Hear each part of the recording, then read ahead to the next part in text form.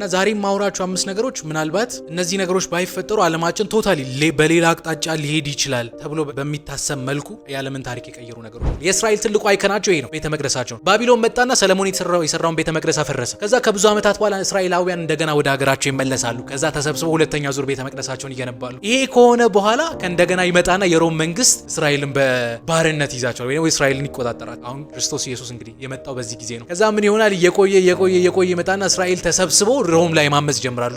ሮም ደግሞ ለዚህ ምላሽ ቤተ መቅደሳቸውን ለሁለተኛ ጊዜ ያፈርስባቸው። ምን ይሆናል? አሁን እስራኤላውያን አልተረጋጉም። ምን ያደርጋሉ? ሁለተኛ ዙር ሮም ላይ ሲያምጹ የሮም መንግስት ቶታሊ አብዛኛውን የሀገሪቱን ህዝብ ይገልና ከቦታቸው ከሀገራቸው ያፈናቅላቸዋል። እንደውም ጭራሽ እስራኤል የሚባለውን ሀገር ከታሪክ ለማጥፋት ያችን ቦታ ሲሪያ ፓለስቲኒያ ብሎ እንደሰየሙት ያለ የሀገሪቱን ህዝብ ከዛ አፈናቀሉ። የእስራኤል ህዝብ ተበተነ። ከዛ ያቺ ቦታ ሲሪያ ፓለስቲኒያ ተብላ ተጠራች። ለብዙ ጊዜ ካርታ ላይ ያቺ ስም የተጠራችው በዛ። ይሄ ከሆነ ከብዙ ዓመታት በኋላ እስራኤላውያን አላቆሙም። እንግዲህ እንደምታውቁት እስራኤላውያን የተመረጥን ዘር ነን ብሎ ስለሚያስቡ በብዙ መንገድ ወደ ሀገራቸው ለመመለስ ሲሞክሩት ያላቸው፣ አንዳንዴ በአመፅ አንዳንዴ በጉልበት ብዙ ነገር ይሞክራሉ። አልሆነም። ግን ኦልሞስት ከ1400 ምናምን ዓመት በኋላ ሁለተኛ የዓለም ጦርነት እንዳበቃ ማለት ነው አንድ ከባድ የሆነ ውሳኔ ይወስናል። ይሄ ውሳኔ ምንድን ነው?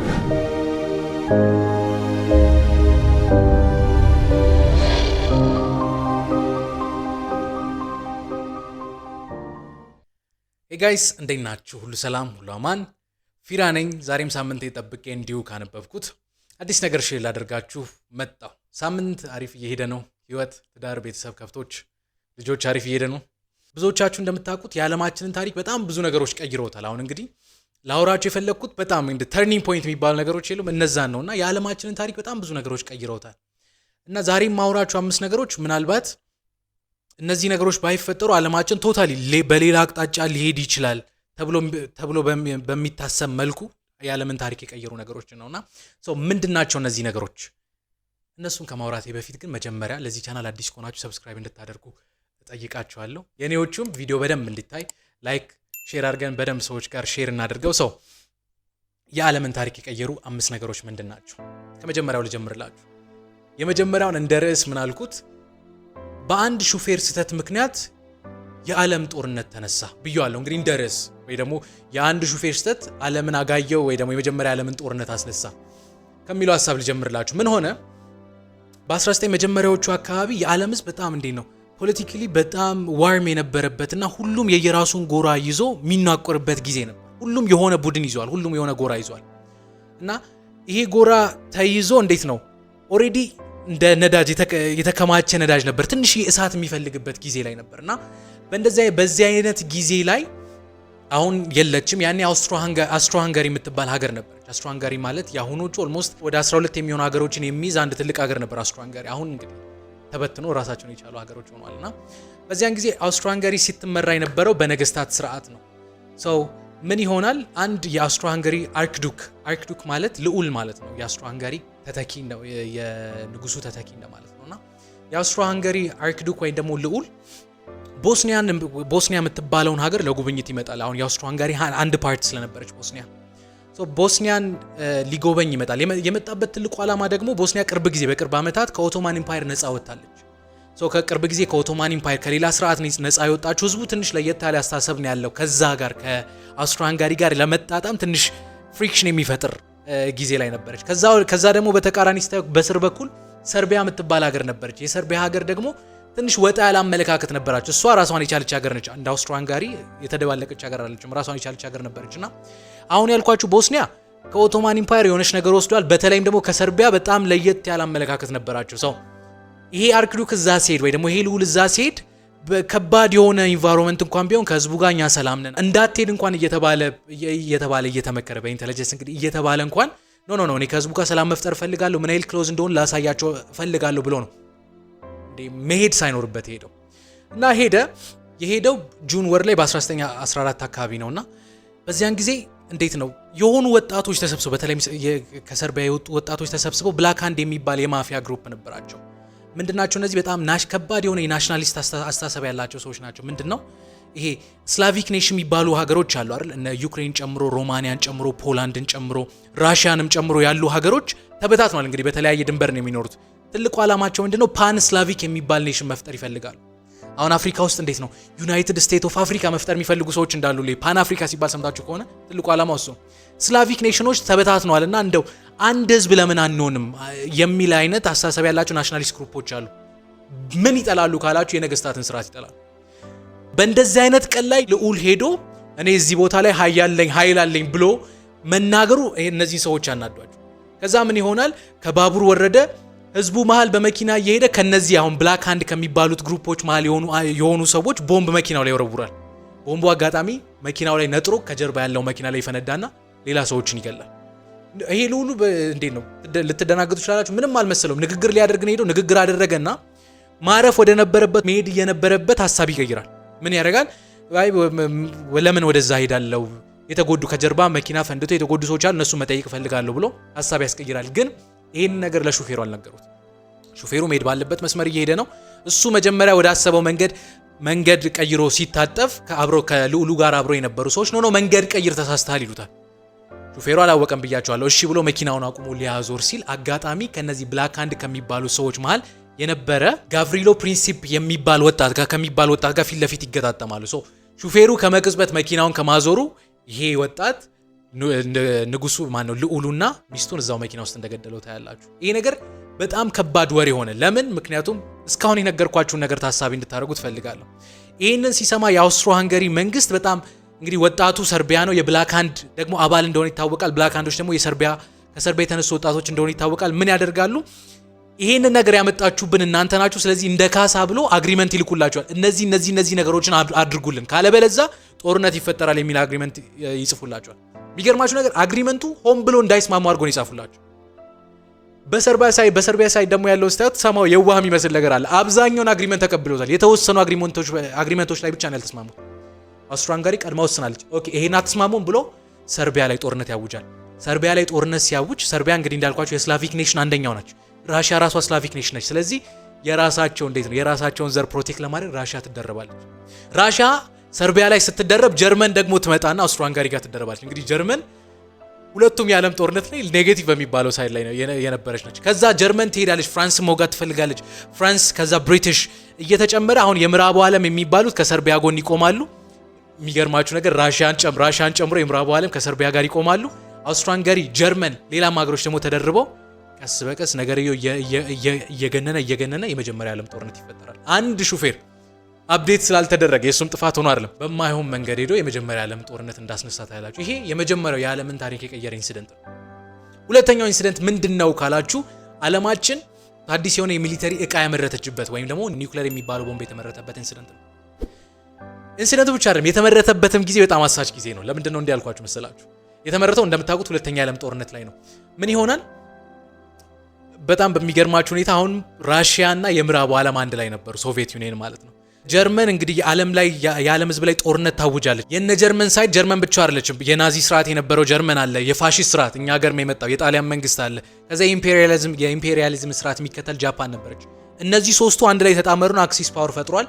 ይሄ የምዕራቡን ዓለም የሚያጠቃለው አላይ ደግሞ የሚባለው ፓወር በጣም በሚገርማችሁ ሁኔታ ሶቪየት ዩኒየን፣ ራሽያ እዚህ ውስጥ አለች፣ ቻይና እዚህ ውስጥ አለች፣ ዩኬ ዩናይትድ ኪንግደም ብሪቲሾች ማለት ነው፣ አሜሪካ እዚህ ነበረች፣ ፈረንሳይ እዚህ ነበረች። አሁን የምዕራቡ ዓለም የሚባሉት ሀገሮች እዚሁ ሳይድ ውስጥ ነበሩ። እነዚህ ናቸው እንግዲህ ከነዚህ ትልልቅ ሀገሮች ጋር ሲዋጉ የነበሩትና ስለዚህ ጦርነት ለማውራት ቢግ ስሪ አሁን ትልልቆቹ ሶስቱ የሚባሉት ብሪቲሽን ጨምሮ አሜሪካና ራሽያ 3 ጊዜ ትልልቅ ስብሰባዎችን አድርጓል። ብዙ ስብሰባዎችን አድርጓል፣ ግን የሀገሪቱ መሪዎች የተገኙበት 3 ትልልቅ ስብሰባዎች ተደርጓል።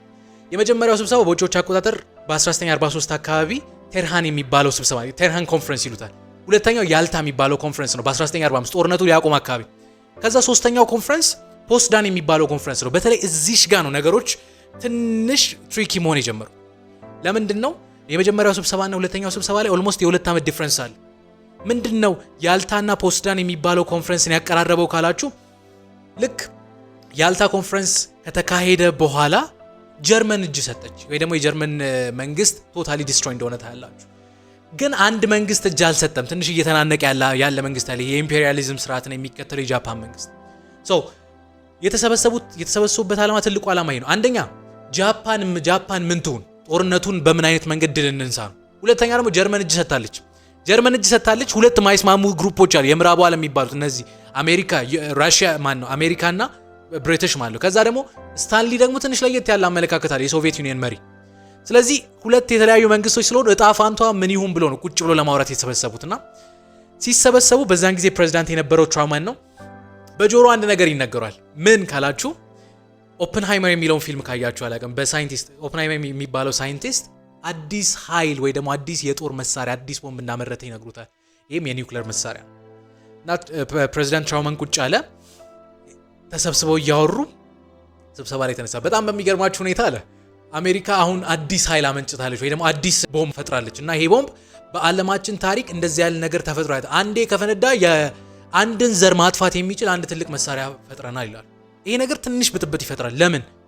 አንደኛ ለስታንሊ ያልነገሩትም ይሄን ነገር መፍጠራቸው። ብሪቲሽ ሁሌ ከአሜሪካ ጎን ስለሆነች ብዙ አልተረበሸችም። ስታንሊ ግን ይሄን ሲሰማ እንደተረበሸ ታያላችሁ። በጣም የሚገርማችሁ ነገር አሁን እዚህ ጋር አንዳንድ ነገሮች ይፈጠራሉ። ስታንሊ ቀድሞ ሰላዮቹ እንደነገሩት ይነገራል። ግን እዛ ጋር ሰርፕራይዝ ነው እንዴ ብሎ እንደተደነቀ የሆነ ሾው እንዳደረገ ታያላችሁ። ግን ይሄ ሁሉ ነገር ሲሆን ስላልተነገረው አሜሪካና ብሪቲሾች መሀል ያለው መተማመን እንደደበዘዘ ታያላችሁ። እንደውም የሆነ ሰዓት ላይ ወደ ኮልድ ዋር የሚያመራው አንደኛው ይሄ ምን ይፈጠራል? አውስትራሊያውን ሀሳብ መቀየር ጀመረ። መጀመሪያ አብሯቸው የነበረ ሰውዬ ትንሽ ሀሳብ መቀየር ጀመረ። አንዳንድ ነገሮች ላይ መቃወም ሲጀምር አሜሪካ ምን አደረገች? እሱን ሳታማክር ሂሮሺማና ናጋሳኪ ጃፓን ላይ 2 ኒውክሌር ቦምቦችን ትጥላለች። እሱን ስታሊን ሳያማክሩ። ስለዚህ ስታሊን አሁን ራሱን ዲፌንሲቭ ስቴት ውስጥ መክተት ይጀምራል። አብሬያቸው ጀምሬ እንግዲህ አሁን ስገልጸው የዋህ ሊመስል ይችላል። ግን ስታሊን የምታምኑ እሱ አይደለም። ይሄ ልቡ በጣም አስቸጋሪ የሆነ ሰው ቀስ እያለ ስታሊን ከነሱ ጋር ያለው ንብረት እየሸረሸረ እንደመጣ ታያላችሁ። ይሄኛው ኒውክሌር ኢነርጂ መፈጠሩ አንደኛ ሶቪየት ዩኒየን እና የምዕራቡ ዓለም ላይ ኮልድ ዋር ፈጥሯል። እሱ ብቻ አይደለም፣ አሜሪካ የዓለም ሱፐር ፓወር ሆና እንድትወጣ ምክንያት ሆኗታል። ሁለተኛ የቀየረው ይሄ ነው። እንደው አንድ ነገር ጣል ለማድረግ ራሽያ ብዙ አልቆየችም። ሰላዮቿን ተጠቅማ አሜሪካ የሰራችውን ኒውክሌር ከ4 ዓመት በኋላ በ1949 ኮፒ አድርጋ ፈጥራለች። አሁን ዓለማችን የኒውክሌር ኢነርጂ ውድድር ውስጥ የገባችው በዚህ ጊዜ ነው። ሁለተኛ የዓለምን ታሪክ የቀየረው ኒውክሌር ኢነርጂ የሚባል ነገር ሲፈጠር፣ ሶስተኛ የዓለምን ታሪክ ቀይሯል ብዬ ማስበው ደግሞ የቀየረ ነገር እስራኤል የሚባለው መንግስት ወይ ደግሞ እስራኤል የሚባለው ሀገር መዋቀሩ እንደሆነ ታያላችሁ። ለምንድን ነው ያልኳችሁ? የእስራኤል መንግስት ሲፈጠር የዓለምን ህዝብ ቀይሯል ብዬ ያሰብኩበት ትልቁ ምክንያት እንደው ይሄንን ስናገር አሁን ነገሮች በተለይ ምንድነው ይሄ ሚድል ኢስት የሚባለው አካባቢ የለም፣ እዛ አካባቢ ነገሮች በጣም ሆት እንዲሆኑ ካደረጉት ነገሮች ማለት አንደኛው ይሄንም ስናገር አሁን እርግጠኛ የሆኑ ዜናዎችን እንደምትሰሙ ተስፋ አደርጋለሁ። ምን ይሆናል እንግዲህ የእስራኤልን ታሪክ ለመረዳት ትንሽ ወደ ኋላ ስትሄዱ እስራኤል ለመጀመሪያ ጊዜ ንጉስ የሚባል የንጉስ ስርዓት ውስጥ የገባችው በነብዩ ሳሙኤል ጊዜ ነው። ሳኦል የሚባል አንድ ንጉስ አነገሱ። ከዛ በኋላ እስራኤል በጣም የሚወዱት አንድ ንጉስ አላቸው፣ ንጉስ ዳዊት። ንጉስ ዳዊት ህዝቡን በሰላም መራ፣ በድል መራ። ከዳዊት በኋላ ሰለሞን የሚባል ንጉስ መጣ። አሁን ጠቢቡ ሰለሞን ሲባል ከሰማችሁ ይሄኛው ንጉስ ነው። ጠቢቡ ሰለሞን ኦልሞስት ለ40 ዓመት ያህል ህዝቡን ያለ ጦርነት በሰላም ፕላስ ደግሞ ሀገሪቱ በጣም በትልቅ ኢኮኖሚክ እድገት እየመራ የነበረ ሰው ነው። ከዛ በኋላ ግን ምን ይሆናል? ሮባም የሚባል የሰለሞን ልጅ የእስራኤል ህዝብ ተሰብስቦ አንድ ነገር ይጠይቁታል። ምን ይሉታል? አባተ ሰለሞን በጣም ግብር አክብዶብናል ወይ ታክስ አክብዶብናል እና ለአንተ ደስ እያለን እንድንገዛልህ ከፈለክ እንደው ይሄንን ታክስ አውርድልን ብሎ ይጠይቃል። እነሱ አም ብሎ ነው የጠየቁት። ግን ሮባም አልሰማ ሲላቸው የእስራኤል መንግስት ያኔ ለሁለት ይበተናል። 10ሩ ነገድ ለብቻ ይወጣል፣ 2ቱ ነገድ ይሁዳ የሚባለው ማለት 2ቱ ነገድ ደግሞ ለብቻ ይወጣል። አሁን እንግዲህ ከዛ በኋላ ስለ እስራኤል ብዙ ጊዜ ሲወራ ከሰማችሁ የሚወራው ስለ ይሁዳ ነው። 10ሩ ግን ለብቻ ተነጥለው እንደወጡ ታያላችሁ። እነዛ እስራኤል ተባሉ፣ ከስር ያሉት ደግሞ ይሁዳ ተባሉ። ከዛ ምን ይሆናል? ከላይ ያሉትን 10ሩን ነገዶች የሰሜን የሆነውን የእስራኤል ክፍል ማለት ነው 10ሩ ነገዶች የአሲሪያ መንግስት መጥቶ ይበትናቸዋል። መንግስቱ ሲበተን ታያላችሁ። ይሄኛው ደግሞ ሁለተኛውን ይሁዳ ያልኳችሁ ደግሞ ወገን በባቢሎን እስራት ውስጥ ሲገባ ታያላችሁ። ባቢሎን ይዛቸዋል፣ ከቦታቸው አፈናቅለው ወደ ሀገራቸው ሁላ እንደወሰዳቸው ታያላችሁ። ከዛ እንግዲህ የእስራኤል ትልቅ አይከን ቤተ መቅደሳቸው ነው። አይታችሁ ከሆነ አሁን ፊልምም ላይ ምን ቪዲዮ ሲነሳ አይታችሁ ከሆነ የሆነች ክብ የሆነች ምንድነው እንደ ግማሽ ኳስ የምትመስል ወይ ግማሽ ክብ የምትመስል የሆነች ቤተ መቅደስ ነገር አይታችሁ ከሆነ አላውቅም። ያቺ ማለት ሰለሞን ለመጀመሪያ ጊዜ ቤተ መቅደሱን የሰራባት ቦታ ናት ተብሎ ይታሰባል። የእስራኤል ትልቁ አይከናቸው ይሄ ነው፣ ቤተ መቅደሳቸው ነው። ባቢሎን መጣና ሰለሞን የሰራውን ቤተ መቅደስ አፈረሰ። ከዛ ከብዙ ዓመታት በኋላ እስራኤላውያን እንደገና ወደ ሀገራቸው ይመለሳሉ። ከዛ ተሰብስበው ሁለተኛ ዙር ቤተ መቅደሳቸውን ይገነባሉ። ይሄ ከሆነ በኋላ ከእንደገና ይመጣና የሮም መንግስት እስራኤልን በባርነት ይዛቸዋል ወይ እስራኤልን ይቆጣጠራቸዋል። አሁን ክርስቶስ ኢየሱስ እንግዲህ የመጣው በዚህ ጊዜ ነው። ከዛ ምን ይሆናል? እየቆየ ይመጣና እስራኤል ተሰብስበው ሮም ላይ ማመጽ ይጀምራል። ሮም ደግሞ ለዚህ ምላሽ ቤተ መቅደሳቸውን ለሁለተኛ ጊዜ ያፈርስባቸዋል። ምን ይሆናል? አሁን እስራኤላውያን አልተረጋጉም። ምን ያደርጋሉ? ሁለተኛ ዙር ሮም ላይ ሲያምጹ የሮም መንግስት ቶታሊ አብዛኛውን የሀገሪቱን ህዝብ ይገልና ከቦታቸው ከሀገራቸው ያፈናቅላቸዋል። እንደውም ጭራሽ እስራኤል የሚባለውን ሀገር ከታሪክ ለማጥፋት ያችን ቦታ ሲሪያ ፓለስቲኒያ ብሎ እንደሰየሙት ታያላችሁ። የሀገሪቱን ህዝብ ከዛ አፈናቀሉ፣ የእስራኤል ህዝብ ተበተነ። ከዛ ያቺ ቦታ ሲሪያ ፓለስቲኒያ ተብላ ተጠራች። ለብዙ ጊዜ ካርታ ላይ ያቺ ስም የተጠራችው በዛ ነው። ይሄ ከሆነ ከብዙ ዓመታት በኋላ እንግዲህ አሁን በብዙ ዓመታት ልዩነት እስራኤላውያን አላቆሙም። እንግዲህ እንደምታውቁት እስራኤላውያን የተመረጥን ዘር ነን ብሎ ስለሚያስቡ በብዙ መንገድ ወደ ሀገራቸው ለመመለስ ሲሞክሩ ታያላችሁ። አንዳንዴ በአመፅ አንዳንዴ በጉልበት ብዙ ነገር ይሞክራሉ፣ አልሆነም። ግን ኦልሞስት ከ1400 ምናምን ዓመት በኋላ ሁለተኛ የዓለም ጦርነት እንዳበቃ ማለት ነው አንድ ከባድ የሆነ ውሳኔ ይወሰናል። ይሄ ውሳኔ ምንድነው? እስራኤል የምትባለው ሀገር ከእንደገና ህዝቡ ወደ ቦታ ተመልሶ እስራኤል የምትባለው ሀገር መቋቋም አለባት የሚል ነገር ይፈጠራል። አሁን ስነግራችሁ ቀላል ሊመስል ይችላል፣ ግን እዛ አካባቢ ሲኖር የነበረ አሁን ፓለስቲን ሲባል ወይ ደግሞ ፍልስጤም ሲባል አይምሯችሁ ላይ የምታውቁ ያ ህዝብ እዛ አካባቢ እየኖረ ነበር። ኦልሞስት ለ1400 ምናምን ዓመት እስራኤል ከወጣ በኋላ በትንሹ ቢያንስ እስከ 1000 ዓመት የፍልስጤም ህዝብ እዛ እየኖረ ነበር። እና ያ ህዝብ ወዴት ነው የሚሄደው ካላችሁ ገፏቸውና ይሄ ቶታል ኢሊጋል የሆነ ነገር ነው። ገፏቸውና የእስራኤልን ድንበር አስከብረው ከዓለም ዙሪያ ያለ ህዝብ እዛ ሀገር ቁጭ እንዲል ያደርጋሉ። እስራኤላውያን ተሰብስበው ለመጀመሪያ ጊዜ የእስራኤል መንግስት ይፈጠራል። ምን አደረጉ? የሁለተኛ ዓለም ጦርነት ላይ የብሪቲሽ መንግስት ነበር ያቺን ቦታ ያቺን ድንበር የተቆጣጠረው። ለሁለት ከፈሉት ሰላም እንዲፈጠር። አንደኛውን ስቴት እስራኤል ስቴት አሉት፣ አንደኛውን ስቴት የአረብ ስቴት አሉት። ለሁለት ከፈሉት። ይሄ ለእስራኤል ትልቅ ስኬት ነው።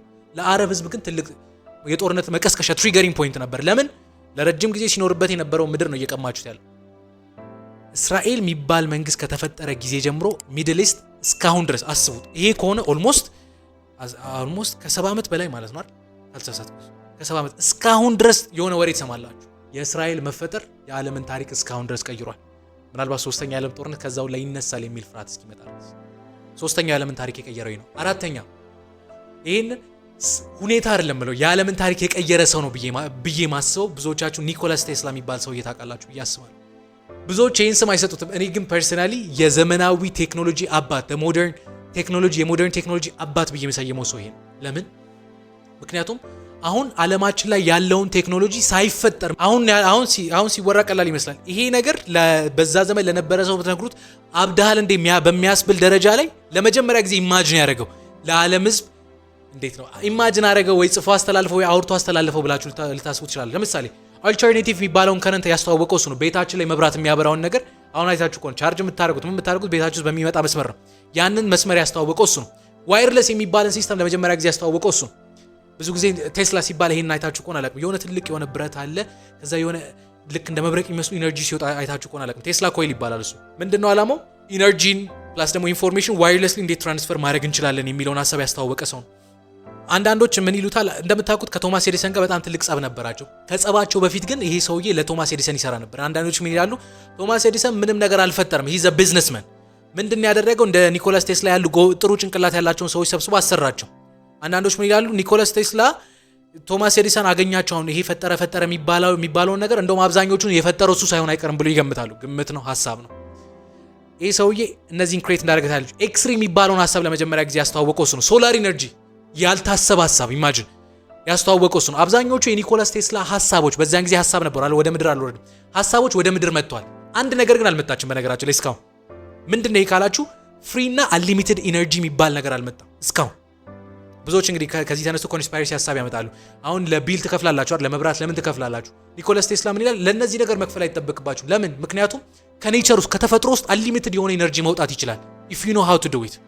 አሁን ለምሳሌ ስለ ኒውክሌር ኢነርጂ ከዚህ በፊት አውርቻለሁ። ምናልባት ቪዲዮ ላይ ያስቀምጥላችኋለሁ። ኒውክሌር ማለት አንድ አተምን በትናችሁ ወይ አንድ አተምን ምንድነው ለሁለት ስትሰብሩት የሚወጣ ኢነርጂ ነው። ከአተም ውስጥ ኢነርጂ መውጣት ይችላል። ሶላር ኢነርጂ ተንብዮ ነበር ሆኗል። ግን ብዙዎች ምን ይላሉ? በቢዝነስ ምክንያት እንግዲህ ይሄኛ አንሊሚትድ የሆነ ኢነርጂ ለሁሉም ሰው መጣ ማለት ብዙ ቢዝነስ ይጎዳል። ኃይል እንደ ልብ ከተገኘ አንዳንድ ቢዝነሶች ስለሚጎዱ እንደዚህ አይነት ፍልስፍናዎች ወይ ደግሞ እንደዚህ የፈጠረው ስራዎችን ገሏል ይባላል። ቶማስ ኤዲሰን ወጥቶ የሆነ ሳለ ምርቶቹ በጣም መሸጥ ጀምሮ በግምት እስከ 12 ሚሊዮን የሚሆን ሀብት አከማችቶ ነበር፣ ወይ ደግሞ ወርዙ እስከ 12 ሚሊዮን ደርሶ ነበር። ግን ምን ይሆናል? ከቶማስ ኤዲሰን ጋር ይጣላል። ለምን? አልተርኔቲቭ ከረንት ነው እሱ ያስተዋወቀው። ቶማስ ኤዲሰን ደግሞ ሲሸጥ የነበረው ዳይሬክት ከረንት ነው። ዳይሬክት ከረንት ለብዙ ቤት አይደርስም፣ ትንሽ ቤት ነው። አልተርኔቲቭ ከረንትስ ረጅም ቦታ መሄድ ይችላል። ከዛም ማድረግ ይጀምራል።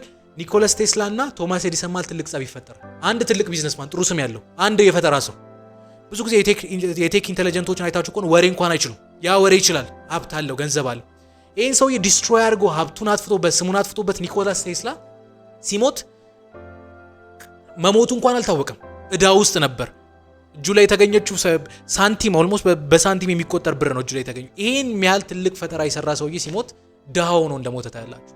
የዓለምን ታሪክ አራተኛ ቀይሯል ብዬ ማስበው ይሄ ሰው ነው። ይሄ ሰው ባይኖር አሁን ዓለማችን ላይ የተፈጠሩ አብዛኞቹ ነገሮች መፈጠራቸው አይቀርም፣ ግን ሊዘገዩ ይችላሉ ብዬ አስባለሁ። አራተኛ ነው። አምስተኛ የዓለምን ታሪክ ቀይሯል ብዬ ማስበው የሀገራችን አድዋ የሚባለው ኢንሲደንት ነው። አሁን ፐርሰናል ሀሳቤን ሼር ላድርጋችሁ።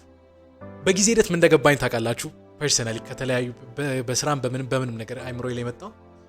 እናንተ ከሰዎች ጋር ስትደራደሩ እምቢ እስካላላችሁ ድረስ ሰው ከናንተ ሊነጥቅ ምንድነው ይሉኝታ የለው።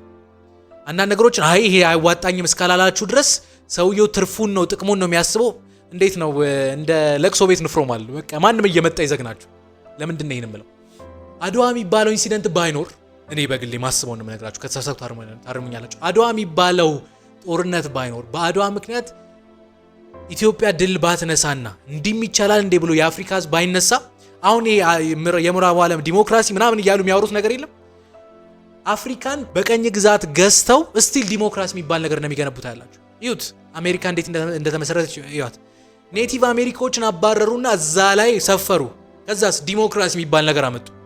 የተጎዳ ኦሬዲ ተጎድቷል፣ ካሳ የለውም፣ መሬቱ አይመለስለትም። እዛ ላይ ዲሞክራሲ ይሰራል። እንደዛ ሁሉ አፍሪካውያን አድዋ ላይ ነው የጀመረው። እንግዲህ አድዋ በሚባለው ጦርነት ምክንያት እንዲም ይቻላል እንዴ ተብሎ ተባብረው ባይነሱ አፍሪካ ትወረርና ከዛ እዛ ላይ ዲሞክራሲ ብሎ ዲፕሎማት ሲሆኑ ታያላችሁ። እንደዚህ አይነት ሰዎች በነገራችን ላይ ተምች ናቸው። ይቅርታ አድርጉልኝ ቃስጠቅ ልባቸውን አታቋቸው። ለምንድን ነው ያልኳችሁ? በ1984 አካባቢ ካልተሳሳትኩ ይሄ የዩሮፓ ሀገር ተሰበሰቡና አፍሪካ እንደ ቅርጫ ሊከፋፈሉ ለአራት ወር ያህል ነው ስብሰባ ያደረጉት በርሊን ውስጥ ጀርመን። እንደምታውቁት እንግዲህ እዚህ ላይ ቪዲዮ ሰርቻለሁ፣ መጨረሻ ላይ አስቀምጥላችኋል። ስፔንና ፖርቹጋሎች ናቸው ቀኝ ግዛት የሚባለውን እንቅስቃሴ ጀመሩት። ከዛ በኋላ ቀኝ ግዛት የሚባለው እንቅስቃሴ ትሬንድ ሆነ። አሁን ኤአይ አሁን በእኛ ጊዜ ትሬንድ እየሆነ አይደል? ኤአይን ቶሎ የያዘ ሰው ዓለም ላይ ሱፐር ፓወር መሆን ይችላል ተብሎ እንደሚወራው የዛን ጊዜ ሱፐር ፓወር የሚነገረው በወረራችሁ ሀገር ልክ ነው። እና ኢሮፕ በጣም እየተከፋፈለች ስትመጣ ሰላም ለመፍጠር ምን አደረጉ? ጀርመን ውስጥ መጡና በርሊን ውስጥ ተሰብስበው ለአራት ወር ያህል እንትና እቺን ክፍል እኔ ወስዳታለሁ፣ እቺን ክፍል ለብሪቲሽ ይሰጥ፣ እቺ ክፍል ብለው አፍሪካን ተከፋፈሏት። ኢማጂን ለኛ የደረሰን ጣሊያን ነበር። ከብዙ ነገር በኋላ አፍሪካውያን ለረጅም ዓመታት በቀኝ ግዛት ስር ወደቁ። ኢትዮጵያ ግን እምቢ አለች። እንደምታውቁ ነው ታሪኩ። ኢትዮጵያ ከጣሊያን ጋር ተዋግታ አሸነፈች። ኢትዮጵያ ማሸነፏ ነው ሌላ አፍሪካዎችን ትሪገር ያደርግ እንዲም ይቻላል እንዴ ብሎ ማሰብ የቻሉት ያኔ። ለዚህ ነው አይ በቃ መሬታችንን ማለት የጀመሩት። አድዋ ባይኖር ወይ አፍሪካ ሙሉ በሙሉ በነጮች ትቆጣጠር ነበር። ጥቁሮች እንኳን ብንጠፋ ማለት ነው ባንጠፋ እንኳን ወይ እንስሳ ሆነን ነበር ወይ ባሪያ ሆነን ነበር። ከዛ እዛ ላይ ዲሞክራሲ ብሎ የገነቡብንና ዲፕሎማት ሆኖ የኛን ስም ያጠፉ ነበር። ብዙ ፕራውድ የምንሆንባቸው ነገሮች ያጠፉ ነበር። በአድዋ ምክንያት የዓለም ታሪክ ተቀይሯል ብዬ አስባለሁ። ይሄ እንግዲህ የኔ ነው። ምን ታስባላችሁ? ይሄ ነገር የዓለምን ታሪክ ቀይሯል ብላችሁ የምታስቡት ነገር ምንድን ነው? ኮመንት ሴክሽን ላይ አስቀምጡልኝ። እነዚህ 5 ነገሮችንስ እንዴት አያዋችሁ? እንግዲህ የዓለምን ታሪክ ብዙ ነገር ቀይሯል። ምናልባት ፓርት 2 ሊኖረው ይችላል ብዬ አስባለሁ። ሌላ ጊዜ ሌላ ሀሳብ ጨምርላችኋለሁ። ዛሬ ግን ካነበብኩት ይሄን ሀሳብ ሼር ላደርጋችሁ ወደድኩ። እንዴት አያችሁት? ስለ ቪዲዮ ያላችሁን አስተያየት ኮመንት ሴክሽን ላይ አስቀምጡልኝ። ቀጣይ ሳምንት እንዲሁ በሌላ ሀሳብ እንገናኛለን። የቀጣይ ሳምንት ሰው ይበለን። መልካም